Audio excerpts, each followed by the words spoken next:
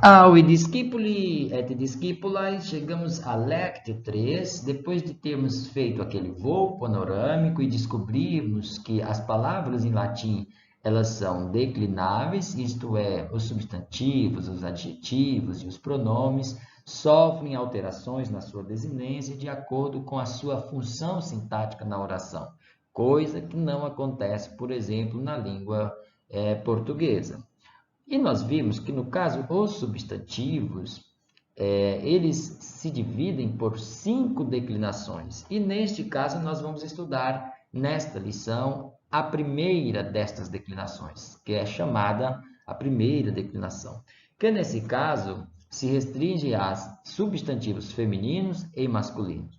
Bom, o que é que nós devemos lembrar aqui? Primeiro, a primeira declinação não possui neutros, só possui femininos e masculinos. Mas mais ainda, a maioria esmagadora desta declinação são substantivos femininos. Apenas um número diminuto ali pertence aos substantivos masculinos nesta declinação. É o caso de nomes, por exemplo, de homens, como a Enéas, a Catilina, e àqueles que se referem às suas profissões, ou seja, profissões de homens, como agrícola, atleta, auriga, nauta, poeta, assim por diante, né? Bem, para além dos substantivos femininos e masculinos, vou apresentar de relance os adjetivos. De primeira mão, quero dizer o seguinte: os substantivos estão distribuídos por 5 declinações, os adjetivos apenas por 3. Mas nós vamos aproveitar as lições e já apresentar os adjetivos. Mais adiante teremos algumas lições falando exclusivamente dos adjetivos. Então, aqui é só para poder dizer, olha, também a primeira declinação, para além dos substantivos femininos e alguns masculinos, possui também adjetivos femininos, aqueles que são pertencentes aí à primeira classe, como nós veremos mais adiante. Vamos lá? Bom, primeiro apresentar para vocês as desinências da primeira declinação, que são estas aqui, olha. Na primeira coluna nós temos a sequência, nominativo, vocativo, acusativo, genitivo, dativo e ablativo, tá? Essa sequência, eu uso essa sequência, nominativo, vocativo, acusativo, genitivo, dativo e ablativo, mas outros manuais utilizam outras sequências, tá? Essa sequência não tem nada de mais importante ou menos importante, ou enfim, isso não quer dizer nada, tá? A pessoa pode escolher como quiser. A maioria dos manuais utiliza o genitivo em segundo lugar, nominativo, genitivo. E é exatamente por causa daquela situação de reconhecer uma palavra pelo nominativo e pelo genitivo. Eu vejo no dicionário a palavra escrita em nominativo com a desinência depois da vírgula do genitivo, né? A desinência do genitivo depois da vírgula. Então, vamos lá. As desinências destes casos, nominativo, vocativo, acusativo, genitivo, dativo e ablativo, no singular são a para nominativo e vocativo, an em acusativo, ai para genitivo e dativo e a para ablativo. E no plural nós temos ai para nominativo e vocativo, as para o acusativo, arm para o genitivo e is para dativo e ablativo. Notem um pormenor. Nós falamos que a palavra varia, o substantivo varia de acordo com a sua posição sintática, certo? De acordo com a sua desinência. A sua desinência dirá que caso ela pertence, ou seja, a desinência vai dizer se ela é um nominativo, um vocativo, um acusativo, etc. Aí você diz, nossa, professor, mas eu achei que cada desinência não se repetia. Bom, isso é quase impossível, não? Porque as desinências são 1, 2, no máximo 4 dígitos, né? E imagine, só o genitivo é que tem esse tanto aí, né? Então, As desinências elas se repetem, inclusive se mistura a primeira com a segunda, com a terceira. Vocês vão encontrar essas mesmas desinências aí repetidas em algum lugar, tá? Mas não se preocupem. Primeiro você vai identificar o genitivo e automaticamente isso vai reduzir 4 declinações para você. Essas 4 estão descartadas. Então você vai ter que identificar dentro dessa aqui o caso, né? Ah, mas aí dentro da primeira declinação eu tenho algumas repetidas. Nominativo, vocativo e ablativo, no singular tudo termina em A. O genitivo e o dativo terminam em AI, mas no singular, mas no plural, o nominativo e o vocativo também. Então eu tenho 4 possibilidades, né? Como também lá o dativo e o ablativo plural, por exemplo, termina em is, né? Quando a palavra termina em is, e aí eu vou saber se isso aqui é um dativo ou um ablativo? Terminou em ai, eu vou saber se são genitivo, um dativo, um nominativo, um vocativo? Vou. Sabe por quê? Porque eu vou descobrir o contexto. As outras palavras vão me dar o contexto. E aí eu vou perceber, não, termina assim, mas isso significa isto, né? Então, nós não teremos nenhum problema, certo? Então, vamos lá. Teremos problemas, mas todos eles serão resolvidos. Vamos adiantar. No caso, nós vamos identificar agora uma palavra no dicionário. Corro ao dicionário, procuro essa palavra insula, vejo que tem uma vírgula ai e sei que esse ai é o genitivo. Se é o genitivo, é da primeira declinação. Então, esta palavra se declina na primeira declinação com aquelas desinências, certo? Bom, nesse caso aqui, o que eu tenho é um substantivo feminino. Por isso eu coloquei aí um SF entre parênteses. E isso significa ilha. Ilha. Gente, é um longo processo para explicar para vocês, por exemplo, como que ilha provém da palavra insula, mas provém. É uma explicação que talvez em algum momento a gente possa dar nessa disciplina, tá? Mas, por exemplo, dessa mesma palavra insula, no italiano ficou isola.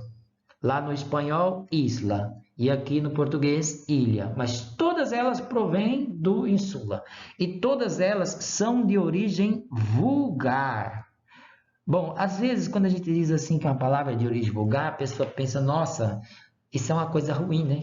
Fulano é vulgar, isso é uma coisa ruim. Sabe o que significa vulgar? É natural. É uma pessoa natural, ou seja, uma palavra natural. E aí vamos lá diferenciar de uma vez por todas o que é uma palavra erudita de uma palavra vulgar. Eu vou dizer para vocês assim, a palavra erudita, ela pode até ser mais bonita, mas ela não é mais original do que a vulgar.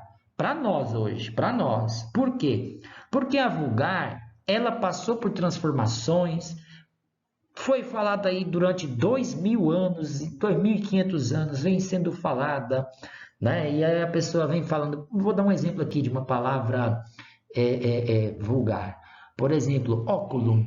Aí as pessoas diziam óculum, óculum, aí de repente mudou aquilo para óculo, óculo, e o óculo mudou para olho, e aí a gente continua usando essa palavra agora falando oi. Meu oi, meu oi, né? Enfim, ainda tem meu zóio. Isso é outro processo, né? Aí o que acontece? Só que aí nós criamos um elemento para colocar na cara, né? E precisávamos ali de um nome para designar aquilo. E recorremos a uma fonte natural que é o latim, né? E o grego. São as fontes para a criação de palavras, né? Quando criamos uma coisa, nossa, criou uma máquina que armazena dados. Onde é que nós vamos recolher isso? Vamos lá no latim e usamos a palavra computador. E aí criamos o computador, né? Então isso é muito natural, mas o latino não ia pensar em criar um nome para o computador, não é? Bom, então a palavra erudita é aquela em que nós vamos à fonte e buscamos uma palavra original e colocamos ela forçosamente na língua. E assim nós temos a palavra óculos, né? Ocular, para se referir a olho. Um exame ocular é um exame do olho, né? Então, ou seja, e essa palavra está pautada onde? Em cima da palavra no latim clássico, né? E ela se torna, portanto, uma palavra erudita. Nós temos tantas palavras eruditas, e não quer dizer que uma palavra erudita ela não seja hoje em dia, por exemplo, vulgarmente falada. Não, ela pode ser. Hospital é um exemplo. Todo mundo usa o termo hospital. Só que o termo hospital é vulgar. É vulgar não, desculpa, é erudito. Ele não veio vulgarmente para nós. Os latinos não andavam falando do hospital até chegar aqui em nós. Né? A palavra existia lá e nós criamos um equivalente para aquilo que é o hospital. Né? Bom, eu só dei assim uma pincelada em cima dessa coisa do vulgar e do erudito, mas eu vou falar mais acerca disso no decorrer dessa disciplina. Voltando aqui à primeira declinação, fui ao dicionário, vi a palavra insula, que evoluiu para ilha, mas que nós temos aí algumas palavras eruditas, como península ou insular, por exemplo, tudo tirado daí do insula, e vamos então declinar essa palavra assim. Nominativo, insula, vocativo, insula, acusativo, insulam, genitivo, insulae, dativo, insulae, ablativo, insula. No plural, isso vai ficar nominativo e vocativo, insulae, acusativo, insulas, genitivo, insularum, dativo e ablativo, insulis. Bom, agora dá para vocês o significado dessa palavra.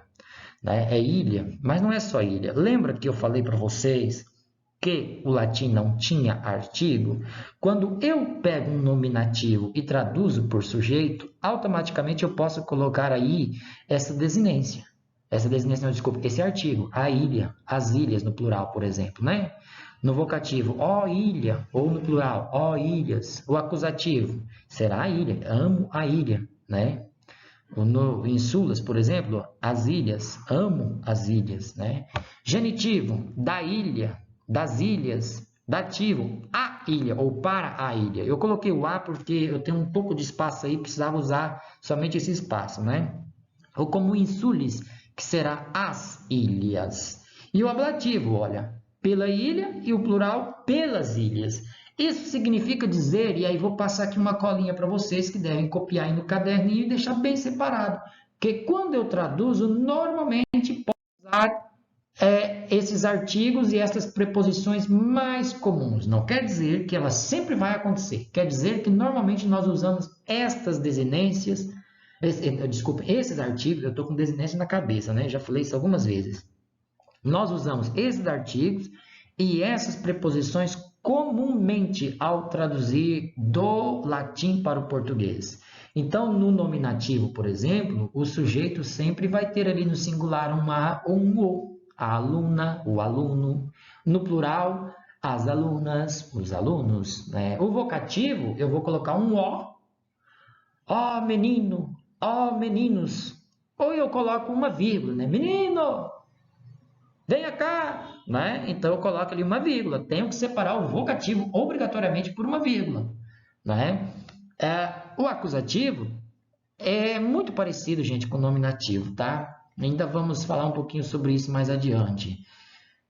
Sobre como isso, por exemplo, se confunde na passagem para o português e tudo mais. Há longa discussão aí de onde vêm as palavras, né? De qual desses casos aí. E que normalmente se atribui ao acusativo. As palavras da língua portuguesa vieram do acusativo, né? Elas foram se aglutinando, vou mostrar isso depois. No caso, o acusativo também se traduz por a, o, as, os, ou seja, amo a ilha, amo as ilhas, né?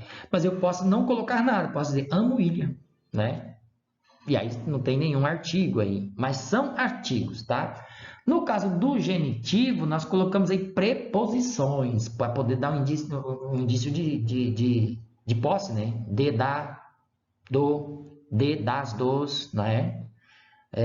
Enfim, não posso usar aí, por exemplo, eu posso dizer casa de Pedro, que é a casa do Pedro, né? Casa de Pedro. Aí é genitivo. Se eu disser casa de pedra, aí isso aí vai ser já outra coisa, vai ser ablativo, que inclusive não coloquei esse de lá, não é? Era para estar, não tem importância. Esses aqui só são alguns exemplos, há muitos outros que podem ser usados também. No caso do dativo, por exemplo, a, ao, para a, as, aos, para as. E aí eu ainda tenho para o, para os, enfim, são só alguns exemplinhos aí, tá? E no ablativo, que é muito mais fértil, né? Porque aí estão todos os adjuntos adverbiais. Então, imaginem todas as preposições que existem nos adjuntos adverbiais podem ser traduzidas, né? Embora o latim tinha preposição, né? Mas não eram tantas quanto no português. Nós vamos ver isso também, tá? Então, nós temos aí com, em, na, no, pelo, pela, não é? No plural, com, em, nas, nos, pelas, pelos. Mas eu podia colocar aí, por exemplo, de, né? Casa de pedra, como eu dei o exemplo, né? Vamos avançando. Isso aqui é só para ser assim como dizia assim em Portugal, uma cábula, né? Uma cola para vocês. E isto serve, esse tipo de item que vocês utilizam aqui de tradução, artigos e preposições, eles vão ser aplicados em todas as declinações. Lá na segunda, terceira, quarta, quinta, né? Vocês vão poder usar essa mesma cábula, essa mesma colinha, né? De artigos e preposições comuns na hora da tradução. Vamos voltar aqui, portanto, à nossa primeira declinação, colocando aqui do ladinho o nosso insula, só para termos como base, e vamos ver agora como se escreve isto numa frase. Por exemplo, o nominativo. O nominativo fica insula magna est, que é a ilha é grande, né? Significa isso, a ilha é grande. Lembre-se que o magna significa grande, tá? É um adjetivo. Eu vou falar dele mais adiante. Insula magna est. Observe, as duas palavras são da primeira declinação, mas o insula é o substantivo. É ele que eu quero que vocês observem, né? Vou deixar explicado daqui a pouco. Vamos avançando. O insula magna no vocativo, que por acaso é igual, né? Observe aí, ó, o insula do nominativo e do vocativo na frase são iguais ao que está ali no quadrozinho. Insula. Agora, observe quando nós colocarmos a frase no acusativo, tá? Insulam magnam amo. Observe que o insula agora é com M, termina com M na frase. E significa amo a ilha grande. Pode ser amo a grande ilha, é a mesma coisa. Agora, no genitivo, por exemplo. Olha lá, o genitivo termina em ai, não é? Então, eu tenho aqui, olha. Uila insulai magnae. Uila insulai magnae. O insulai terminou em ai. Significa que é um genitivo. E isso no singular, tá? Vamos agora. É a casa da ilha grande, né? A casa da ilha grande, ou a casa da grande ilha, pode ser a mesma coisa. E vemos agora no dativo, que por acaso se escreve igual ao genitivo. Uila insulae magnae est. Aqui, gente, tem um caso que a pessoa diz assim, aí eu colocar a tradução no português, a pessoa diz, nossa, mas o genitivo e o dativo se escreve igual. É verdade, olha só, só que é na primeira declinação, na segunda vocês vão ver que é diferente, né? Mas é por quê? Porque, em suma, o significado de um adjunto adnominal restritivo e de um objeto indireto, por vezes se confundem, porque os dois dão ideia de posse, tá? Os dois estão dando ideia de posse. É o caso aí de a casa da ilha grande e a casa é da ilha grande. Todos os dois estão identificando que a casa pertence ou está na ilha grande, não é? Por isso, se escreve ligeiramente igual. Qual é a diferença? Por que um é genitivo e o outro é dativo? Por que eu não posso traduzir por a casa da ilha grande, ali no caso do dativo? Porque tem um verbo est. E a presença de um verbo automaticamente tira o poder de ser um genitivo e transforma isso num dativo, tá? Tira o poder de ser um adjunto adnominal restritivo e passa automaticamente a ser um objeto indireto. Vamos ao ablativo que termina em a, insula. Então, no caso, nós temos uila insula magna est. Uila insula magna est. A casa está na grande ilha, né? Olha, essa última frase aqui, uila insula magna est, eu tenho exatamente uila, substantivo, in, preposição. Vamos chegar ainda nas preposições. Insula, substantivo, magna, adjetivo, est, verbo. Mas isso é uma classificação morfológica. Vamos aí proceder no caso, identificar os casos, porque eu já identifiquei, mas agora eu vou identificar mesmo em vermelhinho para vocês verem. Tenho aqui no caso um nominativo, insula magna, com como é que eu traduzo o nominativo? Lembra lá no vídeo anterior, como eu expliquei? Que um nominativo é traduzido por um sujeito, mas se tiver um verbo, por um predicativo do sujeito. Então, primeiro, substantivo se torna sujeito, mas adjetivo quando tem a presença de um verbo sum, de um verbo ser, ou seja, um verbo de ligação, automaticamente vira predicativo, tá? Predicativo do sujeito. Vamos lá agora ao insula magna. Eu tenho o quê? Um vocativo. Se eu tenho um vocativo, traduzo ao português como vocativo também. Ó, Ilha Grande. Agora, no caso do insula magna, eu vou ali na frase e olho, nossa, como é que eu vou classificar essa palavra? Eu vejo que termina em AM, é acusativo. Então, eu classifico o acusativo e traduzo para o português como por objeto direto. Não é? O caso de Willa, insulae magnae, eu tenho o quê? Um nominativo em Willa, que é da primeira declinação, é um substantivo aí, Willa, Willae, significa casa de campo.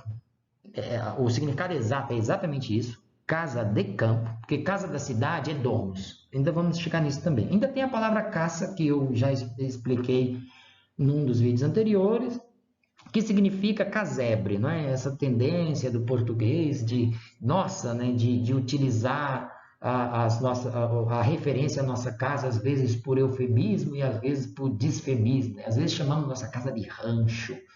Por isso que as pessoas chamavam a sua domus de caça, e aí acabou virando casa, né? A gente chama a nossa casa, meu barraco, né? Ou às vezes, carinhosamente, usamos um termo que valoriza, né? A minha mansão. Vai se ver, é um casebre, né?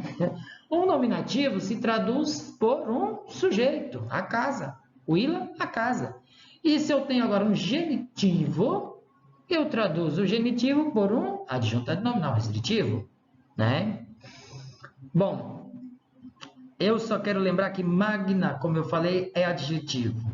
Por isso é o grande. Grande é adjetivo, né? A ilha, grande. A ilha é grande. Olha só, lá na primeira frase que eu tenho, a ilha é grande. Lá ela é um predicativo. Professor, por que eu não classifico aqui da ilha como adjunto nominal restritivo e grande como predicativo? Porque esse predicativo não é do sujeito. Grande não está predicando a casa, não é a casa que é grande, agora é a ilha que é grande. E se a ilha é adjunta nominal restritivo, o seu adjetivo fica junto, dentro do seu mesmo caso, adjunta nominal restritivo. Isso é na língua portuguesa, gente. No latim é igual, mas isso aqui é regra da língua portuguesa. Vamos lá ao dativo. Eu tenho aqui também um nominativo, que eu traduzo por um sujeito. E o insulae magna é um dativo, traduzo por um objeto indireto, certo? E aí, a sequência, nós temos aqui o illa, nominativo, traduzido por sujeito. Mas nesse caso eu tenho insula magna, no caso insula magna é ablativo, portanto traduzo por adjunta adverbial, que por acaso agora é uma adjunta adverbial de lugar. A casa está na grande ilha, ou a casa está na ilha grande, é o lugar onde ela está, não é? Bom, agora vamos passar essas frases para o plural, porque elas estão aí no singular, não é? Ela vai ficar assim, olha, se eu tinha insula magna, e agora eu tenho insulae magnae, e o verbo também passou para o plural, sunt, ou seja, as ilhas são grandes. E agora o vocativo, insulae magnae, significa, ó, ilhas grandes. O acusativo, que era insula magnam amo, agora é insulas magnas amo, ou seja, amo as ilhas grandes. Bom, por que o verbo amo do latim não passou para o plural? Porque o verbo não pertence ao objeto. O verbo pertence ao sujeito. Se o sujeito está no plural, no caso o sujeito não está ali presente na frase, mas nós sabemos que o sujeito é eu amo, né? Se o sujeito está no singular, o verbo fica no singular. Se o sujeito está no plural, o verbo fica no plural. Isso é regra do português. Por isso que às vezes as pessoas dizem, haviam casas. Como assim haviam casas? Casas não é sujeito, né? É objeto. E se é objeto, o verbo não tem que concordar com o objeto, não em gênero, né? Bom, vamos lá. Genitivo. Agora nós temos, lembra que era insulae, villa insulae magnae. Eu agora tenho villae insularum magnarum. A desinência é arum, do genitivo, plural. Então eu tenho as casas das ilhas grandes, ou as casas das grandes ilhas, até ficaria melhor escrito, né, em português. Isso até desmistifica aquela ideia de que no português o adjetivo é sempre positivo, né? Que no inglês é que acontece o adjetivo antes, como beautiful girl, né? Eu não posso dizer girl beautiful, né? Mas no português, alguns adjetivos, como é o caso de grande, eles ficam melhor antes dos substantivos, grandes ilhas, do que ilhas grandes, né? Bom, vamos lá, dativo, era insulae, agora se transforma em insulis. Villas insulis magni sunt, ou seja, as casas são das ilhas grandes. E no ablativo, villae insulis magnis sunt. Observe que a desinência é igual, né? A do dativo, is. Mas não tem problema. O contexto nos diz que isso é um ablativo. As casas estão nas grandes ilhas. Seria muito complicado traduzir isso aí por um outro sentido. As casas são do quê? Das grandes ilhas, mesmo assim, seria um ablativo. É que, em suma, o significado aí é muito parecido. Por vezes, o dativo e o ablativo, ou seja, o objeto indireto e o adjunto adverbial, eles se confundem na língua portuguesa porque os dois usam preposições, né? E aí, às vezes, a gente, nossa, se eles usam preposições, se eu digo das grandes ilhas para o dativo, para o objeto indireto, eventualmente eu posso dizer das grandes ilhas também no adjunto adverbial, né? Então isso também se confunde lá no latim, não tem nada de estranho aí. A outra coisa, antes de eu passar adiante, é que se vocês observarem, eu abandonei aqui a acentuação que nós usávamos de longo e breve, lembra? Não estão aí utilizadas. Por quê? Aí no quadro estão usadas, né? Mas nos meus exemplos não. Por quê? Porque aquilo só vai confundir o propósito para a nossa disciplina, certo? Então não tem nenhuma necessidade de nós ficarmos aqui quebrando cabeça e eu coloco aqui longa, coloco breve.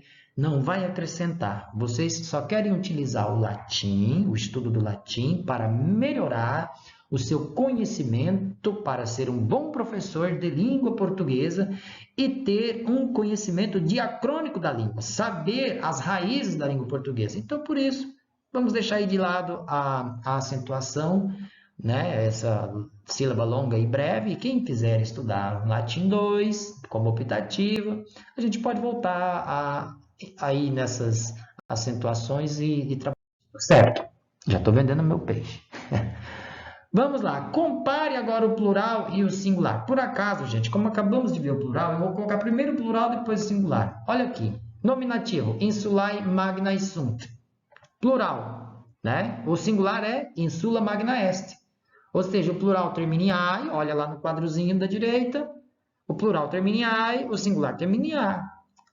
Vocativo, insulae magnae. Vocativo singular, insula magna. Vamos agora ao acusativo. Insulas magnas amo. Não é? É o plural, termina em as. O singular, insulam magnam amo. Genitivo, villae insularum magnarum. Prestem bem atenção só no insularum magnarum, que são as desinências ali do plural do genitivo. No singular será villa insulae magnae. Aqui, por acaso, eu quis passar o sujeito também, singular e plural. Villae e villa. Mas o que está aí em negrito são só as desinências do genitivo. Insularum, magnarum, insulae, magnae. Vamos ao dativo. Willas. Aqui ficou um errinho. No Willas, tá? É Willa. Ficou um errinho. Nesse S do Willa não tem esse S aí. Isso aí seria um objeto direto. É só tirar esse I. E aí nós teríamos a casa, tá? Tirou esse S aí, está resolvido o problema. Willa insulis magnis sunt. No caso, como eu tenho um verbo sunt no plural, no caso não tire o S, coloca um E no lugar. Willai, igual está no genitivo. Willai insulis magnis sunt. É difícil, o vídeo já tem 30 minutos praticamente, eu não vou cancelar o vídeo todinho para corrigir só isso aí. Eu vou repetir então o dativo. Willai, tirando o S, transformando isso em E. Insulis magnis sunt. No singular nós temos Willa insulae magnae est. E agora o ablativo. Willai insulis magnis sunt. Olha o insulis magnis. Vai se transformar agora em A. Willa insula magna est. É só eu alterar a desinência, certo? Vamos avançar agora, por exemplo. Vocês estão lembrados que eu tinha dito para vocês que alguns substantivos da primeira declinação são masculinos. Então, é o caso deste que nós temos aqui. Olha, colega, colega, SM, substantivo masculino, que significa o colega. Então, veja só como fica essa declinação. Colega, nominativo, vocativo também colega, acusativo colegan, genitivo e dativo singular colegae, ablativo colega, no plural nós temos nominativo e vocativo colegae, acusativo temos colegas, genitivo colegarum, dativo e ablativo plural colegues. Bom, com isto eu apresentei para vocês um substantivo feminino, um masculino e também um adjetivo.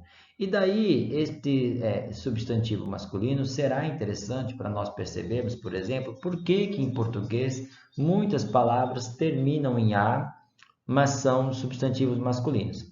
Então, vamos passar adiante inaugurando aí, no caso, uma seção da nossa disciplina que se chamará do latim ao português. Bem, nós já sabemos que do latim para o português, a principal alteração é a perda das declinações. As palavras em português não têm absolutamente mais nenhuma declinação, né? Mas há um outro fator. Os casos que tinham ali as suas desinências específicas, sobreviveu apenas um deles na sua passagem para o português, que é o acusativo. Daí porque o nosso entendimento de que o plural se faz em S, porque no latim, por exemplo, é o caso de colegam, o acusativo singular, o plural era colegas. Podemos pegar outro exemplo aí,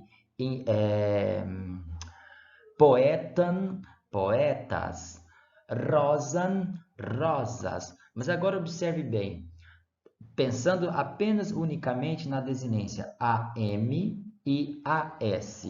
Desinência AM singular, né? Na sua passagem para o português, houve a queda do M. O A permanece intacto. Então, por exemplo, poetam passa a ser poeta. Colegan passa a ser colega. Bom, pode ser que a palavra tenha sofrido alteração no seu radical, como é o caso de insulan, passa a ser ilha, mas a desinência A permanece lá. Agora, quando nós passamos isso para o plural, poetam é poetas, e poetas permanecem em português. Não há alteração na desinência acusativa plural. AS, é essa desinência, AS, certo? Poetas, rosas, permanece rosas em português. E mesmo nas palavras que sofreram alteração no radical, como é o caso de insulan, passa a ser ilha. Bom, no plural nós temos ilhas, ou seja, insulas, ilhas. Isso para poder dizer a desinência plural do acusativo, ela permaneceu intacta na sua passagem do latim para o português. Eu estou falando aí da primeira declinação, mas esta regra também vai se ater depois, por exemplo, na segunda declinação e também na terceira, mas ainda vamos chegar lá. É porque eu acabo sendo tentado a adiantar alguma coisa do conteúdo. Outra coisa, os substantivos e os adjetivos femininos terminados em A, isso na língua portuguesa, são maiormente de origem da primeira declinação. Os latinos eles acabaram por entender que a primeira declinação faziam substantivos femininos. Então, por exemplo, quando nós tínhamos... E a segunda se fazia os masculinos. Então, quando eu tinha ali um dominus na segunda declinação, sendo o substantivo masculino, eu fazia aí o seu feminino na primeira declinação, domina. Então, por isso eu tenho o dono masculino e a dona feminino. Eu, por exemplo, magister, substantivo masculino da segunda declinação, tem a sua forma do feminino na primeira, como é o caso de magistra. Bem, então acabou-se por entender que as palavras terminadas em A deveriam ser femininas. Aí, só que nós sabemos que em português nós temos alguns substantivos masculinos que são terminados em A, e são inúmeros eles. Aí nós temos, e eles, na maior parte das vezes, vieram mesmo aí dessa declinação, ou seja, da primeira declinação. Então, é o caso de atleta, era aí exclusivamente um substantivo masculino, e no português acaba sendo de dois gêneros, é o atleta, a atleta. O mesmo acontece com o poeta, poeta em português, o poeta, a poeta. O mesmo acontece com colega, sobrevive em português, o colega, a colega, mas termina em A, por exemplo. Temos também aí escriba, que é a palavra escriba em português. Bem, mas aí nós vamos ver que alguns, por exemplo, podem ser somente masculinos. É o caso de planeta. Aqui nós tínhamos um substantivo planeta. Deixa eu pegar aqui a canetinha para riscar. Planeta, exclusivamente, é... Eu não estou conseguindo riscar. O que aconteceu aqui? Peguei a caneta. Às vezes dá algumas coisas aqui. Não, ele não está riscando mesmo. Não, agora ele resolveu riscar e não para de riscar mais. Planeta era um substantivo masculino da primeira declinação, uma palavra de origem grega, tá? Por isso ela era masculina e terminada em A. Mas ela vem para o português e permanece como masculina, é o planeta. Ninguém se atreve a dizer a planeta. E nós temos aqui, por exemplo, cometa, também uma palavra que inicialmente vem como cometes, mas desenvolve a sua forma cometa na primeira declinação. Cometes é da terceira declinação. Nós ainda vamos observar essa relação na passagem de palavras da terceira para a segunda declinação, para a primeira declinação. Palavras que eram femininos lá da terceira declinação, acabam por depois ter uma compreensão de que ela deveria terminar em A, porque o A é próprio das declinações, digamos aí, que são das palavras que são aí, digamos, femininas. Então, é o caso de cometa. A gente está difícil de riscar aqui, tem alguma coisa no meu mouse aqui. Então, o cometa. Outro exemplo, a palavra agrícola, que depois dá lugar a agricultor em português, mas ainda sobrevive a sua forma agrícola com o entendimento do agricultor, o agrícola, o homem, enfim, a agrícola, porque aqui é de dois gêneros, mas lá no latim, agrícola era essencialmente substantivo masculino. Como nós dissemos, substantivos que se diziam de profissões de homens, terminados em A, poderiam ser femininos. E esse entendimento continua ainda em português, né? Aquilo, o que se remete a profissões terminadas em A podem ser masculinos. Daí temos o oculista, o oftalmologista e todos os istas que se referem aí, por exemplo, a profissões terminadas em A podem se referir a um substantivo masculino ou, em alguns casos, de dois gêneros. Mas olha, observe bem, a palavra nauta, que significava marinheiro, ela sobrevive, por exemplo, em internauta. É claro que nós estamos falando aqui de uma palavra erudita, vai? Mas o internauta é um substantivo masculino. Vamos a mais exemplos. Palavras de outras declinações, como eu já tinha dito, elas migraram aí para a primeira antes de chegar em português. É o caso, por exemplo, de cometa. Eu dei esse exemplo. Se vocês forem ao dicionário, vocês vão encontrar lá duas formas. Temos a forma cometes, da terceira declinação, porque ela vem do grego, passa para a terceira declinação, mas como era um substantivo feminino, ela é jogada na primeira declinação como cometa. E aí sobrevive esta forma no português. Daí nós vamos entender depois por que palavras oriundas da terceira declinação elas acabam por fazer o feminino na primeira, né? Nós vimos isso na discussão, por exemplo, de presidente, e aí a forma presidenta. Mas quando eu falar especificamente da terceira declinação, eu vou voltar a tocar nesse assunto. Vamos, no caso, retornar aqui para ver palavras de outras declinações que migraram para a língua portuguesa. É o caso dos femininos, que pertenciam aí à terceira, quarta e quinta declinação. Por que eu não cito aqui a segunda declinação? Porque, na verdade, palavras da segunda declinação que eram femininos, como, por exemplo, nomes de árvores, elas acabaram por sofrer uma transformação no seu gênero. Elas eram femininos e acabaram por se tornar masculinas e ficaram lá mesmo intactas. Vamos estudar isso na segunda declinação. Mas a terceira, os femininos da terceira, da quarta e da quinta, eles acabaram por vir para a primeira declinação. Então, é o caso de pupus, que depois pupus passa a pupa, ou seja, essa aqui já é uma palavra da primeira declinação. Então, se vocês forem ao dicionário de latim, vocês vão encontrar essas duas formas. Pupus é a forma mais antiga, pupa a forma mais recente no latim, e a sua forma em português, popa. Essa aqui é uma palavra da terceira declinação. Neptis, que significava, no caso, neta, passa também para a primeira declinação antes de chegar em português, nepta. Daqui, no caso da quarta, ainda da terceira declinação, temos o caso de polix, por exemplo.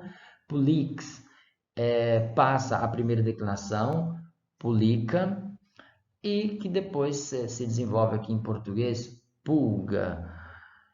Bem, porque estas palavras elas eram substantivos femininos lá na terceira declinação, por isso elas vieram para a primeira. E como nós vimos, elas sofreram aí uma alteração na sua desinência de acusativo. No caso, o polix aqui não é o acusativo.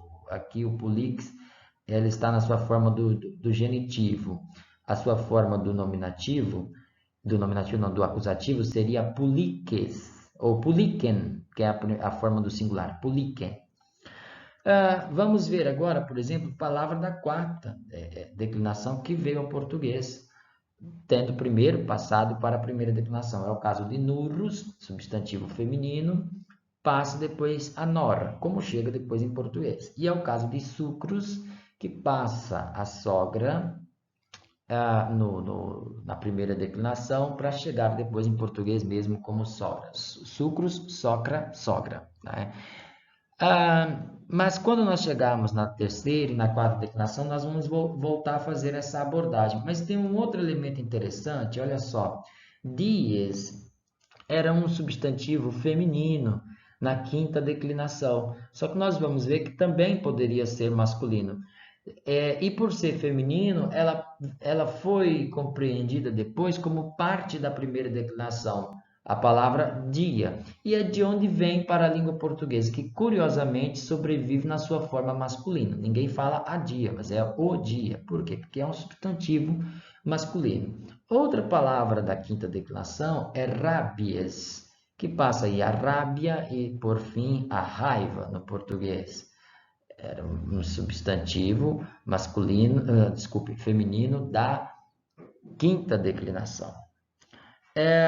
Além disso, alguns neutros do plural, no caso, os neutros, estamos falando aí da segunda, terceira e quarta declinações, eles passaram para o português pela sua forma do acusativo plural, que terminava em A. Então, é o caso de capita, cabeça.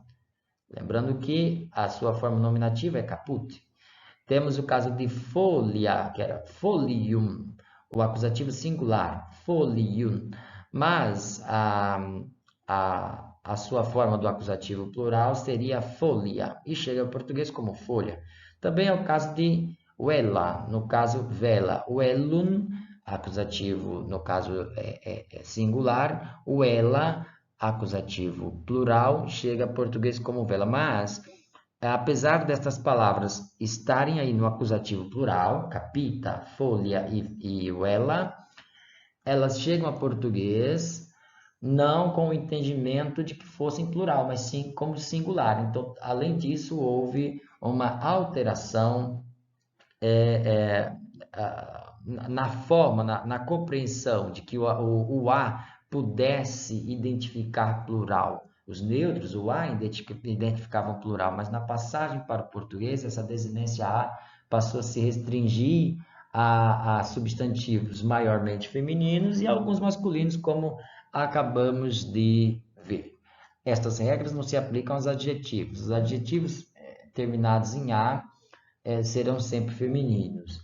Bom, a fonte desse conteúdo vocês podem ver lá na gramática histórica do Ismael de Lima Coutinho, nas páginas 226 e 233. Foram apenas alguns comentários concisos sobre as particularidades da passagem da primeira declinação para o português. Com isso, nós encerramos o conteúdo desta lição.